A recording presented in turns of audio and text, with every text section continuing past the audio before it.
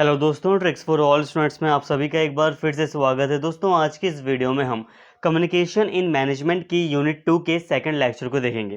देखिए दोस्तों, communication in management के अंतर्गत जो आपकी यूनिट 2 है, role of listening in business communication, इसको हमने 2 लेक्चर्स में पूरी तरह ख़त्म कर लिया है और आज का ये जो लेक्चर है वो लेक्चर सेकंड है। अगर आपने फर्स्ट लेक्चर नहीं देखा है तो प्लीज़ पहले फर्स्ट लेक्चर अच्छे से देख लें, तभी आपको सेकंड लेक्चर और भी अच्छे तरीके से समझ में आएगा। सारी बातें नॉर्मल हैं, काफ़ी ईजी तरीके से आपको समझ में आ जाएंगी, बस आप वीडियो को एंड तक देखिए। तो फ्रेंड्स, इस यूनिट में हमने कई सारी बातें ऑलरेडी पहले कई सारे जो टॉपिक्स हैं उनको फर्स्ट लेक्चर में कवर किया था। आज हम सेकंड लेक्चर में दूसरे जो भी टॉपिक्स रह गए हैं उनको हम समझेंगे। तो देखिए, चैप्टर का नाम आपका यही है, role of listening in business communication. मतलब ये कि जो लिसनिंग है, जो श्रवण है, जो सुनना है, इसका क्या भूमिका होती है, इसकी क्या भूमिका होती है व्यावसायिक संचार में। तो इसको इसी के कॉन्टेक्स्ट में हम सारे टॉपिक्स को पढ़ रहे हैं। यहाँ हम सबसे पहले टॉपिक जो समझ रहे हैं वो है एनालिसिस पुअर लिसनिंग, खराब सुनने का विश्लेषण। सुनने में कठिनाई आमतौर पर तब सामने आती है जब श्रोता को अनेक प्रकार के विकर्षणों यानी कि डिस्ट्रैक्शन का सामना करना पड़ता है। यह वक्ता के बात करने की गति पर नियंत्रण ना होने, खराब शब्दावली, एकाग्रता की कमी, संकेतों को पहचानने में विफलता आदि के कारण भी हो सकता है। कम सुनना अक्सर व्यक्तियों की आदत बन जाती है। यदि समय पर इसे ठीक नहीं किया गया तो यह उनके जीवन भर जारी रह सकता है। देखिए दोस्तों, खराब सुनने का विश्लेषण, यहाँ पे हम इस टॉपिक में बात कर रहे हैं कि आखिर वो कौन सी चीज़ें हैं जिससे कि हमें पता, मतलब हम समझ सकते हैं कि कोई व्यक्ति किसी की बात को सही से नहीं सुन पाता, या वो कौन से तौर तरीके हैं जिससे कि एक खराब लिसनिंग आदत, एक खराब सुनने की आदत जन्म लेती है। देखिए, सिंपल सी बात है, कई बार आप देखेंगे कि कई सारे जो वक्ता हैं, जो मतलब बोलते हैं, उनकी बात को कई सारे लोग ध्यान से नहीं सुनते हैं या सही से नहीं समझने का प्रयास करते हैं। कई बार उनकी शारीरिक कोई समस्या हो सकती है, इसलिए वो सही से नहीं समझ पा रहे हैं, और कई बार वो जानबूझकर भी नहीं सुनना चाहते। और एट द एंड रिजल्ट यही आता है कि जो बात होती है, जो वक्ता के द्वारा बताई जाती है, जो संदेश दिए जाते हैं व्यक्तियों को, वो उसे नहीं सुनते हैं, तो नहीं समझ पाते हैं। तो कहने का मतलब यहाँ पे है कि यहाँ पे हम बात कर रहे हैं खराब सुनने के विश्लेषण की। अब देखिए, निम्नलिखित कुछ व्यापक रूप से खराब सुनने की शैलियाँ हैं। अब कई सारी पुअर लिसनिंग की कुछ तरीके हैं, जो कुछ तौर तरीके हैं जिसके द्वारा हम बता सकते हैं कि ये जो तरीका है ये खराब सुनने की शैली में आता है। अब यहाँ पर आप आई होप टॉपिक का मतलब समझ गए होंगे। यहाँ पे हम बात करने जा रहे हैं कुछ ऐसे तरीके हैं जिससे कि खराब, मतलब सही से कोई लिसनिंग नहीं होती है। अब क्या है वो, तो यहाँ पे देखिए, विचारों का पूर्व अभ्यास, रीहियर्सिंग थॉट्स। लोग कभी कभी तब तक ध्यान देंगे जब तक उनके पास कहने के लिए कुछ ना हो। इस बिंदु पर वे वक्ता को सुनना बंद कर देंगे और अपनी तैयारी शुरू कर देंगे, क्योंकि वे लगातार बोलने के मौके का इंतजार करते रहते हैं। इसलिए ये लोग विचलित हो जाते हैं और जो चर्चा चल रही है उससे वे खराब श्रोता बन जाते हैं। देखिए दोस्तों, कहने का मतलब यह है कि विचारों का पूर्व अभ्यास, यहाँ कहने का मतलब ये है कि कई बार आपने देखा होगा कि लोग तब तक कोई बात सुनते हैं जब तक उनको लगता है कि हाँ, ये जो बात है वो मतलब एक तरह हम इसका मतलब अभी जवाब नहीं दे सकते। ठीक है, जब जब लोगों के पास कुछ कहने के लिए नहीं होता, वो तभी तक सुनते हैं। जब उनको लगता है कि मैं कुछ कह सकता हूँ, तो वो सुनने पे इतना ध्यान नहीं देते, और ऐसे में जो बात वगैरह कम्युनिकेशन हो रहा होता है, या जो लिसनिंग है, एक इफ़ेक्टिव जो लिसनिंग है, वो प्रभावित होती है। इससे जो श्रोता होता है वो एक खराब श्रोता बन जाता है, वो सही से चीज़ों को नहीं सुनता है। आगे सारी बातें और क्लियर होंगी। सुनना, लिसनिंग ओनली फॉर फैक्ट। यहाँ पे इंपॉर्टेंट ये है, जो तथ्य हैं सिर्फ उन्हीं पर ध्यान देना। यहाँ सुनना केवल तथ्यों और आंकड़ों को सीखने के उद्देश्य से किया जाता है। जिस तरह से तथ्य प्रस्तुत किए जाते हैं, वक्ता के प्राथमिक संदेश या मौलिक विचार पर कोई ध्यान नहीं दिया जाता। तथ्यों के प्रति यह चिंता श्रोता को संदेश के महत्व की सराहना करने से रोकती है, जिसके परिणामस्वरूप सुनने में दिक्कत होती है। देखिए, एक खराब लिसनिंग का एक तरीका ये भी है कि सिर्फ और सिर्फ फैक्ट या तथ्यों पर या आंकड़ों पर ही ध्यान देना। जो लिसनर्स होते हैं, जो सुनने वाले जो व्यक्ति होते हैं, वो सिर्फ मेनली ज़्यादातर तथ्यों और आंकड़ों पर ही ध्यान देते हैं। हकीकत में जो वक्ता है वो अपने क्या संदेश दे रहा है, वो क्या मूल रूप से बताना चाह रहा है, इस पर नहीं ध्यान देते, बल्कि वो बस जो फैक्ट हैं, जो आंकड़े हैं, सिर्फ उन्हीं पर मैक्सिमम ध्यान देते हैं। तो ये भी एक शैली थी जिसके कारण खराब जो सुनना है उसमें ये शामिल है। ठीक है, विचारों का पूर्व अभ्यास और लिसनिंग ओनली फॉर फैक्ट, यानी कि तथ्यों का ही को ही सुनना। सुनते समय बीच में टोकना, सुनते समय धैर्य रखना एक कौशल है, क्योंकि यह एक ऐसा समय है जब लोग अधीर हो जाते हैं और वक्ता द्वारा अपने विचार पूरा करने का इंतजार नहीं करते। वे बातचीत में बाधा डालते हैं और वक्ता के साथ साथ प्रतिभागियों का भी ध्यान भटकाते हैं। इस प्रकार की व्याकुलता भी कम सुनने का कारण बनती है। अब देखिए, कम सुनने का एक कारण ये भी होता है, जो एक ख़राब जो लिसनिंग होती है उसका एक तरीका या कारण ये भी है कि बीच में टोकना, मतलब समय से पहले ही अगर आप वक्ता को टोक देते हो, उससे कुछ मतलब पूरी बात उसकी सुनने से पहले ही वक्ता से अगर आप कुछ पूछ लेते हो या वक्ता को बीच में कुछ मतलब डिस्टर्ब कर देते हो, तो इससे क्या होगा, इससे कई सारे जो मतलब लोग थे जो वक्ता की बात को सुन रहे थे, अब वो डिस्टर्ब होंगे और जो वक्ता है वो भी डिस्टर्ब होगा। तो सुनते समय बीच में टोकना नहीं चाहिए, मतलब जब जो लिसनिंग है वो जब तक पूरी ना हो जाए तब तक हमें नहीं बोलना चाहिए। तो ये लिसनिंग इस तरह से भी लिसनिंग में इंटरप्टिंग वाइल लिसनिंग, तो ये भी एक तरह की खराब शैली है सुनने की। नकली सुनना, देखिए केवल ऐसा अभिनय करना, नाटक करना मानो आप ध्यान दे रहे हों जबकि आप ध्यान नहीं दे रहे हों, यह नकली सुनना है। नकली श्रोता क्या कहा जा रहा है उस पर ध्यान नहीं देते, बल्कि उनके विचार कहीं और भटकते रहते हैं। उनका ध्यान बढ़ जाता है, लेकिन वे अपने हाव भाव बरकरार रखकर या बार बार सिर हिलाकर ऐसा आभास देते हैं कि वे ध्यान दे रहे हैं। अब देखिए, एक सही ना सुनना या ख़राब सुनना या जो पुअर लिसनिंग है उसका एक तरीका ये भी है, या उसमें ये भी तरीका शामिल है नकली सुनना, फेक लिसनिंग। कई बार देखते हैं हम लोग, कई बार जो कई लोग होते हैं वो बातों को बस ऐसा मतलब एक्टिंग करते हैं, ऐसा एक्ट करते हैं कि वो सारी बातें सुन रहे हैं, लेकिन वो सुन नहीं रहते। ऐसा कई सारे स्टूडेंट ने जब वो स्कूल टाइम पे रहे होंगे तो उन्होंने ऐसा किया होगा, स्कूल या कॉलेज के टाइम पर उन्होंने कई बार ऐसा हो सकता है किया हो, जब वो टीचर को ऐसा एहसास करा रहे हों कि वो सारी बातें उनकी सुन रहे हैं। लेकिन आप इस तरह आप देखोगे ये फेक लिसनिंग होती है, ये एक नकली सुनना होता है। इससे जो इफ़ेक्टिव लिसनिंग है वो प्रभावित होती है और ये ख़राब तरीका है सुनने का। इससे जो सुनना है उसमें कई सारी खामियां आएंगी, इससे कोई भी जो व्यक्ति है वो सही तरह से सूचना को समझ नहीं पाएगा।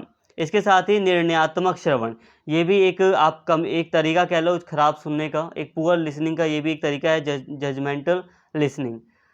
इस प्रकार के श्रवण में श्रोता वक्ता के विचारों का मूल्यांकन करने में इतना व्यस्त हो जाते हैं कि वे पूरा संदेश सुनने में विफल हो जाते हैं। समझने या सुनने की कोशिश करने की बजाय वे निर्णय लेना शुरू कर देते हैं, जिससे वक्ता और दर्शकों के बीच टिप्पणी या असहमति के माध्यम में रुकावट पैदा हो जाती है। कहने का मतलब है निर्णयात्मक श्रवण का मतलब ये है कि अब जो लिसनर है, जो सुनने वाला व्यक्ति है, वो वक्ता की बात को सुनकर उसमें फिर वो मतलब उसके ऊपर निष्कर्ष निकालने लगता है, उसका मूल्यांकन करने लगता है कि मान लो ये इसने ये वाली बात कही तो इसका क्या अर्थ निकलता है। अब वो अर्थ निकालने में इतना खो जाता है, मीनिंग निकालने में इतना खो जाता है, या बातों का विचारों का मूल्यांकन करने में इतना व्यस्त हो जाता है कि वो पूरा संदेश सुन ही नहीं पाता।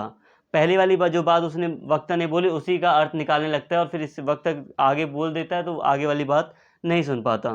तो ये सारी चीज़ें एक खराब श्रवण की निशानी है। श्रवण मतलब सुनना, एक खराब सुनने या पुअर लिसनिंग की ये सारी निशानियां हैं। सुनने की खराब आदत को छोटे कदम उठाकर दूर किया जा सकता है, जैसे वक्ता का सामना करना, वक्ता के साथ आंख से आंख संपर्क रखना, खुला दिमाग रखना, केवल शब्दों के बजाय विचारों और अवधारणाओं को सुनना, ध्यान केंद्रित करना, ध्यान से सुनना, प्रश्न पूछना और प्रतिक्रिया देना। तो देखिए दोस्तों, जो खराब सुनने की आदत है इसको हम छोटे छोटे जो तौर तरीके हैं उसको अगर हम डेली लाइफ में अपनाते हैं या कोई भी व्यक्ति अपनाएगा तो वो संचार के दौरान खराब सुनने की जो आदत है इससे दूर हो बच सकता है। जैसे कि आँखों से संपर्क रखना, जो वक्ता है उसकी आँखों से संपर्क रखना, खुला दिमाग रखना, शब्दों को पूरी तरह सुनना समझना, ये सारी बातें शामिल हैं। तो दोस्तों यहाँ तक हमने बात कर ली, एक एनालिसिस हमने कर लिया पुअर लिसनिंग का। ठीक है, पुअर लिसनिंग ये क्या है, बहुत इजी टॉपिक है, आपको समझ में आ गया होगा। ठीक है, खराब सुनने की भी आदत होती है, तो हमने यहाँ पे जो खराब सुनने के तौर तरीके हैं इसको हमने देखा। कुछ तौर तरीके ऐसे हैं जो कि खराब सुनने की शैलियों के अंतर्गत आते हैं, इसको हमने देख लिया। ठीक है, अब हम बात करते हैं कि अब कैसे ये जो आदत है इसको हम सुधार कर मतलब किस तरह से इफ़ेक्टिव लिसनिंग कर सकते हैं। तो जैसे कि ये खराब लिसनिंग की कुछ स्किल्स थी, उसी तरह जो इफ़ेक्टिव लिसनिंग होती है, जो प्रभावी श्रवण होता है, इसकी भी कुछ स्किल्स होती हैं, इसका भी कुछ कौशल होता है। लाइक अगर कोई अच्छा लिसनर है तो उसके पास कुछ स्किल्स होती हैं सुनने की, या फिर कोई व्यक्ति अगर कुछ स्किल्स को अपना लेता है लिसनिंग की, तो वो काफ़ी अच्छे से एक अच्छा श्रोता बन सकता है, एक अच्छा ऑडियंस या सुनने वाला व्यक्ति वो बन सकता है। तो प्रभावी श्रवण कौशल क्या होता है, तो इसे आप यहाँ पर समझिए। शोध के अनुसार जब आप अच्छी तरह से सुनते हैं तो आप उन लोगों से अधिक सीख पाएंगे जिन्हें आप संभाल रहे हैं, और आप उन लोगों से अधिक विश्वास और प्रतिबद्धता प्राप्त करेंगे और संघर्ष कम हो जाएगा।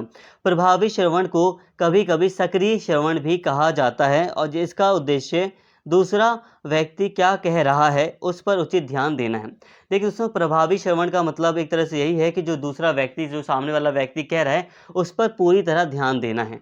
प्रभावी श्रवण को, एक इफ़ेक्टिव लिसनिंग को सक्रिय श्रवण भी कहा जाता है, और इसके कई सारे लाभ हैं, जैसे कि हमने फर्स्ट लेक्चर में भी देख लिया था इसके लाभ को। तो प्रभावी श्रवण काफ़ी ज़्यादा मतलब इम्पॉर्टेंट होता है किसी भी बिजनेस कम्युनिकेशन में या डेली लाइफ में भी। अब हम बात कर रहे हैं प्रभावी श्रवण के कौशल की। कुछ स्किल्स हैं, सुनने के कुछ प्रभावी स्किल्स हैं, इसको हम देख लेते हैं। जैसे कि पहला है आँखों से संपर्क बनाए रखना, मेंटेनिंग आई कॉन्टैक्ट। किसी अन्य काम में व्यस्त रहते हुए किसी व्यक्ति की बात सुनने जैसे कार्यों से उस व्यक्ति के भाषण के कई महत्वपूर्ण भाग छूट सकते हैं। इसलिए प्रभावी श्रवण के कौशल के लिए वक्ता का सामना करना, वह जो कहना चाहता है उसे सुनना, उसके भावों को समझना और आँखों का संपर्क बनाए रखना आवश्यक है। तो देखिए दोस्तों, जो प्रभावी कौशल है, इसमें सबसे पहले एक इम्पॉर्टेंट मतलब एक कौशल, एक तरीका है, वो है आँखों से संपर्क बनाए रखना या मेंटेनिंग आई कांटेक्ट। जब हम वक्ता से आई कांटेक्ट बनाए रखते हैं तो हम ज़्यादा अच्छे से वक्ता की बात को समझ पाते हैं। ठीक है, आपने भी कई बार देखा होगा, जब आप किसी की बात सुनते हो, उसकी आँखों में देखकर मतलब आप मतलब एक आई कांटेक्ट बनाकर जब आप बात कर रहे हो, तो वो काफ़ी ज़्यादा कॉन्फिडेंस के साथ आप सारी बातें सुनते हो, सारी बातें करते हो। तो ऐसे में कॉन्फिडेंस आता है कम्युनिकेशन के दौरान, और साथ में ये आपको एक गुड लिसनर भी बनाता है। इसके साथ ही सावधान और तनाव मुक्त रहें। Be attentive and relaxed. जब आप सुन रहे हों तो ध्यान भटकाने वाली बातों से दूर कर देना, भटकाने वाली बातों को दूर कर देना चाहिए। किसी को स्पष्ट जानकारी प्राप्त करने के लिए मोबाइल फ़ोन, लैपटॉप, आईपैड के इस्तेमाल से बचना चाहिए। वक्ता क्या कहना चाहता है, इसके लिए वक्ता और उसके विचार पर उचित ध्यान दिया जाना चाहिए। कई बार दोस्तों ये भी होता है कि हमें कोई डाउट होता है, बात जो भी वक्ता बता रहा है, तो हम मोबाइल में सर्च करने लगते हैं। तो यहाँ पे कहा जा रहा है आपको पहले वक्ता की पूरी बात सुननी चाहिए यहाँ पर। ठीक है, और मोबाइल, लैपटॉप और आईपैड वगैरह या दूसरी जो चीज़ें आपको भटका सकती हैं, ठीक है, आपको सुनने के वक्त भटका सकती हैं, ऐसी कोई भी चीज़ उससे आपको दूर रख देना चाहिए। ऐसा कई बार होता है, हम किसी की बातें सुन रहे होते हैं, लेकिन मतलब साथ में कोई दोस्त होता है हमारा जो हमसे बात करता रहता है। कई बार आपने स्कूल में देखा होगा। तो ऐसे में भी यहाँ पे वही उदाहरण यहाँ पे आ रहा है कि आप अगर किसी की बात सुन रहे हैं तो वहाँ पे सावधान रहें, तनाव मुक्त रहें। ठीक है, सिर्फ बातों पर फोकस करें। खुला दिमाग रखना, ठीक है, कीपिंग एन ओपन माइंड। खुला दिमाग रखने का मतलब दोस्तों ये होता है कि आप अपने माइंड में कोई पूर्व धारणा ना बना लें, पहले से कोई धारणा ना बना लें। ठीक है, खुला दिमाग रखने का माइंड मतलब है फ्रेश माइंड के साथ चीज़ों को समझें, सारी बातों को ध्यान से सुनते रहें। किसी वक्ता को परखना भाषण के मुख्य भाग को प्रभावित कर सकता है। अगर श्रोता निर्णायक हो तो उसके दिमाग में एक प्रभाव मंडल पैदा हो सकता है। इसलिए ऐसा कहा जाता है कि खुले दिमाग से सुने और शुरुआती भाग में किसी निष्कर्ष से पहुंचने से पहले मतलब बचें। कहने का मतलब ये है कि आपको या जो लिसनर है उसे एक काम ये भी करना चाहिए कि अपना दिमाग खुला रखना चाहिए, एक ओपन माइंड के साथ सारी बातों को सुनना चाहिए। इसका मतलब क्या हुआ? इसका मतलब ये है कि जो वक्ता है, जो बोलने वाला व्यक्ति है, जो कुछ बोल रहा है, उसकी बात को ध्यान से सुने, लेकिन उसके लिए कोई धारणा ना बना लें कि ये वाला जो व्यक्ति है वो बोलेगा तो वो उसके पीछे इसका ये मकसद होगा या ये यही बताना चाहता है। ऐसी जो धारणाएं हैं ये नहीं रखनी चाहिए। फ्रेश माइंड के साथ सारी बातें सुननी चाहिए। अगर हम उसके बारे में पहले से कोई इमेज बना लेंगे, हम कहेंगे कि यार ये जो व्यक्ति है ये क्या बोल रहा है, ये तो एक बेकार व्यक्ति है, ये हमें क्या सिखाएगा, तो हम उसकी बात सुन पाएंगे? नहीं सुन पाएंगे। हमारे माइंड में पहले एक धारणा पैदा हो जाएगी।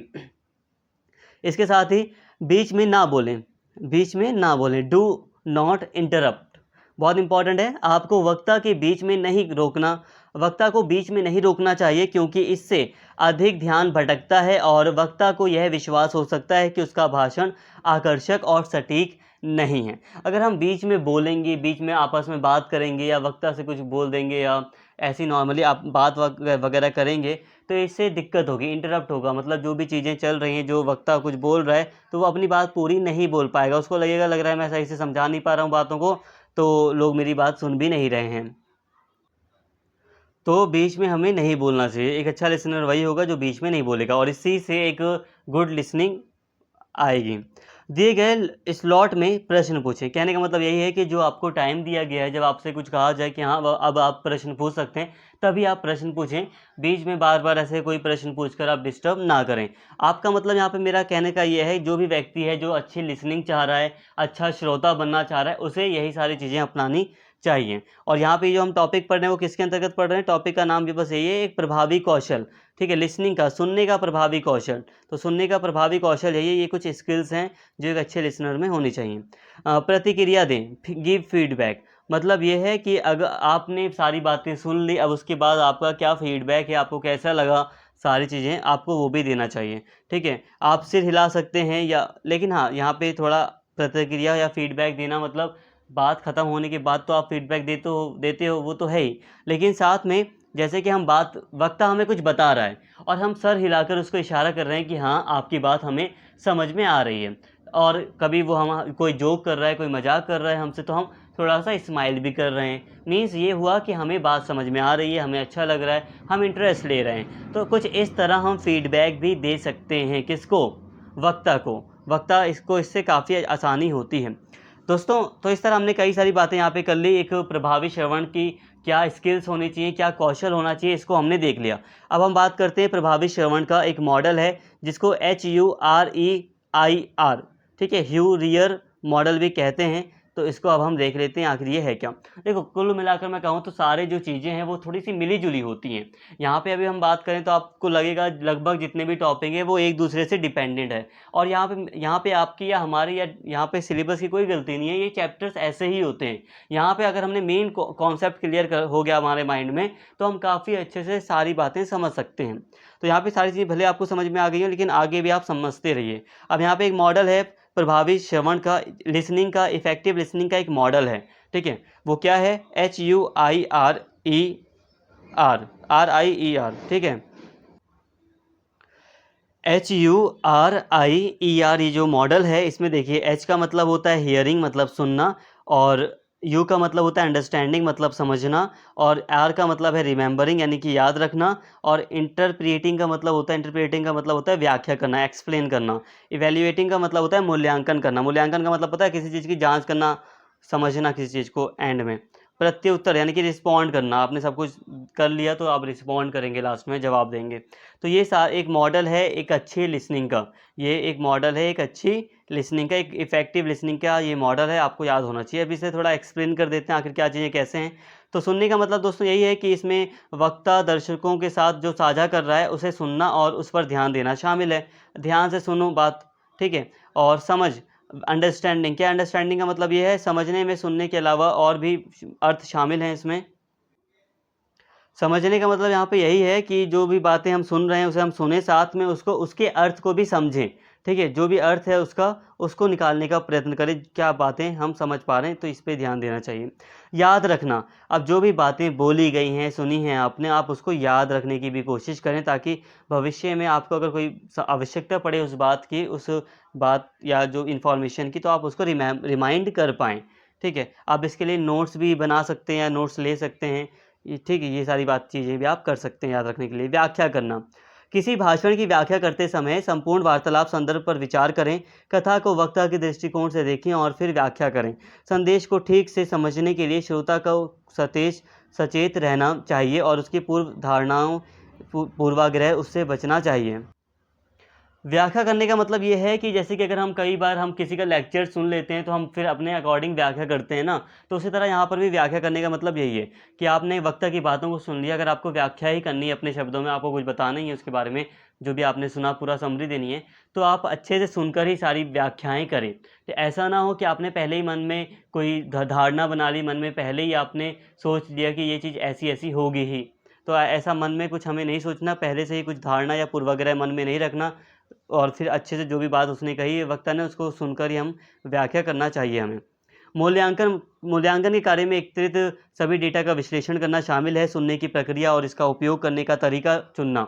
मूल्यांकन करने के लिए श्रोताओं को पर्याप्त संदेशों के रूप में संबंध में अपना दिमाग खुला रखना चाहिए। जो कहा जा रहा है उसे निष्कर्ष निकालने से दूर रहना चाहिए। कहने का मतलब दोस्तों ये मूल्यांकन करते समय हमें सभी डेटा का यूज़ करना चाहिए। जो भी इंफॉर्मेशन हमें दी गई है, जो भी डाटा हमारे पास अवेलेबल है, उसको यूज़ करना चाहिए हमें। साथ में सही से अगर हम सुनेंगे, सही से ध्यान से सारी बातें समझेंगे, तभी हम एक मूल्यांकन कर पाएंगे। ऐसा नहीं होना चाहिए कि हम पहले ही निष्कर्ष निकाल लें। मूल्यांकन का मतलब होता है आप निष्कर्ष निकालिए, आप मूल्यांकन कीजिए कि क्या चीज़ हकीकत में कैसी रही।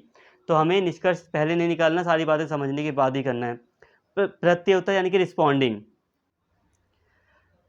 इस मॉडल का अंतिम घटक प्रत्युत्तर देना है। वक्ता के साथ अपनी बातचीत को ध्यान में रखते हुए आपको एक उपयुक्त प्रतिक्रिया चुननी चाहिए। ठीक है, मतलब अब आपने वक्ता से बातचीत की, संचार हुआ, फिर आप एक उचित सोच समझकर फिर एक सही रिस्पॉन्ड आपको करना चाहिए। ठीक है, फीडबैक भी आप दे सकते हैं ऐसे में, क्या आप फीडबैक समझ रहे हैं।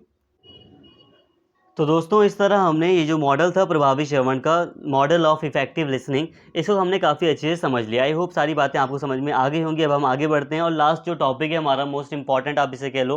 देखो इंपॉर्टेंट तो सभी है, मुँह से निकल जाता है मोस्ट इंपॉर्टेंट एक ही टॉपिक को, तो कई बार ये मत सोचना कि एक ही टॉपिक इंपॉर्टेंट है। इंपॉर्टेंट लगभग सभी टॉपिक है, जितने भी टॉपिक शामिल किए जा रहे हैं सभी इंपॉर्टेंट है। बस हाँ ये है कि आप लास्ट वाला टॉपिक भी देखिए, वो भी इंपॉर्टेंट है। तो बात करते हैं हम अपने लास्ट टॉपिक की यहाँ पर, तो वो है बैरियर ऑफ इफेक्टिव लिसनिंग। अब इफेक्टिव लिसनिंग होनी चाहिए, होती है, लेकिन कई बार इफेक्टिव लिसनिंग कई कारणों से नहीं हो पाती। कई सारी बाधाएं सामने आती हैं प्रभावी ढंग से सुनने में। ठीक है, जो प्रभावी ढंग से सुनना है या जो प्रभावी श्रवण है, इसमें कई सारी बाधाएं या बैरियर्स सामने आते हैं। वो क्या हैं, वो क्यों हैं, ये इसको अब हम समझते हैं। सुनना कोई आसान काम नहीं है। शोर की उपस्थिति से यह और अधिक कठोर हो जाता है। ये ऐसी कई बाधाएं हैं जो प्रभावी ढंग से सुनने में बाधा डालती हैं। कहने का मतलब है दोस्तों कि सुनना कोई आसान काम नहीं है, और हकीकत में जैसे आप कोई बच्चा कह सकता है कि यार सुनने में क्या बाधा आती है, लेकिन ध्यान देने वाली बात यह है कि सुनने में भी कई सारी बाधाएं आती हैं। लाइक अगर शोर हो रहा है, नॉइज़ हो रही है, तो वो भी एक बाधा है, इससे आप सही से सारी बातें नहीं सुन पाएंगे। तो इफ़ेक्टिव लिसनिंग में भी कई सारी बाधाएं आती हैं।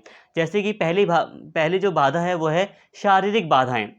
कुछ लोग दिव्यांग होते हैं, उनमें श्रवण दोष होता है, जिसके कारण वे ना तो संदेश सुन पा सकते हैं और ना ही संदेश की अच्छी तरह से व्याख्या कर सकते हैं। इनमें से कुछ समस्याओं को श्रवण यंत्र जैसे उपकरणों के उपयोग से उपचार से हल किया जा सकता है। अब देखिए दोस्तों, कई लोग शारीरिक रूप से दिव्यांग होते हैं। कहने का मतलब यह है कि उनमें शारीरिक रूप से कोई कमी हो जाती है, कुछ मीन्स जैसे कि सुनने में कुछ प्रॉब्लम हो, किसी को फिजिकली अगर कुछ प्रॉब्लम है, तो ये भी एक बाधा, एक बैरियर के रूप में कार्य करती है। ठीक है, इससे व्यक्ति बातों को सही से नहीं सुन पाता, और ये इस तरह से इफ़ेक्टिव लिसनिंग पर इसका एक नकारात्मक असर पड़ता है। हालांकि जो नए नए अब उपकरण आ गए हैं तो व्यक्ति उसका भी यूज़ करता है, लेकिन फिर भी जो उपकरण हैं वो इतने भी मतलब एक्सपर्ट नहीं होते, इतने भी कारगर नहीं होते कि वो प्रभावित ना कर सकें। तो ऐसे जो शारीरिक बाधाएं हैं वो भी काफ़ी बड़ी बाधाएं होती हैं सुनने में। इसके अलावा भौतिक बाधाएं, फिजिकल बैरियर्स, ये बाधाएं शोर नामक भौतिक वातावरण द्वारा उत्पन्न संकट को संदर्भित करती है। शोर अतिभारित जानकारी के रूप में भी हो सकता है, जो संदेश को रुचि बनाए रखने के लिए अप्रासंगिक बना देता है। उदाहरण के लिए घंटी बजने या मोबाइल बजने से संचार प्रक्रिया बाधित हो सकती है, और श्रोता का जो ध्यान है वो भटक सकता है। कार्यक्रम में देर से पहुंचना या देर से आने वाले भी सुनने की प्रक्रिया में बाधा डाल देते हैं। भौतिक बाधाएं आप देख सकते हैं। नॉर्मली जो बाधाएं जैसे कि शोर होना, रिंगिंग वगैरह, मोबाइल की रिंगिंग है, ये सब चीज़ें एक तरह से भौतिक बाधाएं होती हैं। ठीक है, आप मान लीजिए किसी से बातचीत कर रहे हैं और बगल में कोई बच्चा रो रहा है, ठीक है, तो क्या आप कम्युनिकेट कर पाएंगे सही से, क्योंकि आप लोगों का ध्यान फिर उसकी बच्चे के ऊपर, नॉइस के ऊपर भी जाएगा। अब आप लोग आपस में कहीं कुछ कर रहे हैं, कुछ मीटिंग कर रहे हैं एक, जिसमें आप लोग कम्युनिकेट कर रहे हैं, और बगल में कोई पार्टी हो रही है, डीजे बज रहा है, सॉन्ग बज रहे हैं, तो काफ़ी प्रॉब्लम होगी। मीन्स एक इफ़ेक्टिव लिसनिंग नहीं हो पाएगा, तो ध्यान भटकेगा। तो ये सारी भौतिक बाधाएं होती हैं। आप मीटिंग कर रहे हैं, फ़ोन आपका बज रहा है, ठीक है, तो ये क्या है, एक भौतिक बाधा, फिजिकल ये बैरियर है। इसके साथ ही व्यवहार संबंधी बाधाएं, एटीट्यूडिनल बैरियर्स। यदि श्रोता पहले से ही कुछ व्यक्तिगत व्यावसायिक कार्यों में व्यस्त है तो उसे संदेश पर ध्यान केंद्रित करना मुश्किल हो जाता है। उसके लिए एक अन्य सामान्य व्यवहार संबंधी बाधा अहंकार केंद्र अहंकार केंद्रवाद के रूप में केंद्रवाद है, जो एक ऐसी स्थिति को संदर्भित करता है जहां श्रोता खुद को वक्ता से अधिक जानकार मानता है। वह वक्ता द्वारा बताए गए संदेश को महत्व नहीं देता है और मानता है कि संदेश उसके ज्ञान में कुछ भी नहीं जोड़ सकता। कई बार दोस्तों व्यवहार संबंधी बाधाएं होती हैं। कई बार जो व्यक्ति होते हैं उन्हें लगता है यार ये जो वक्ता है वो मुझे क्या सिखाएगा, मतलब मैं तो काफ़ी, मुझे खुद ही इतनी ज़्यादा नॉलेज है, अब वक्ता मुझे क्या सिखाएगा, तो इसलिए वो ध्यान नहीं देते बात पर। तो ये जो एटीट्यूडनल बैरियर है ये भी इफ़ेक्टिव जो लिसनिंग है इसको प्रभावित करता है। कई बार जो व्यक्ति है वो अपने व्यावसायिक कार्यों में व्यस्त रहता है और बात को सुनने का प्रयास करता है और उसको लगता है कि यार मैं तो खुद ही इतना ज़्यादा मतलब पढ़ा लिखा हूँ, मेरे पास इतनी खुद ही नॉलेज है, ये मुझे क्या सिखा पाएगा, तो वो ध्यान से बातें नहीं सुनते। तो ये भी एक बैरियर है, ये भी एक कमी है जिसके कारण इफ़ेक्टिव लिसनिंग प्रभावित होती है। इसके साथ ही सांस्कृतिक बाधाएं, कई सारे कल्चरल बैरियर्स भी हैं। विभिन्न क्षेत्रों के अलग अलग उच्चारण सुनने की प्रक्रिया में बाधा उत्पन्न कर सकते हैं। सांस्कृतिक और भाषाई बाधाएं शब्दों का उच्चारण करने की क्षमता में बाधा डालती हैं, जिससे श्रोता के लिए शब्द को इच्छित तरीके से सुनना मुश्किल हो जाता है। भारत जैसे देशों में तो यह और भी मुश्किल हो गया है, जहां हर कुछ किलोमीटर के बाद भाषा और लहजा बदल सकता है।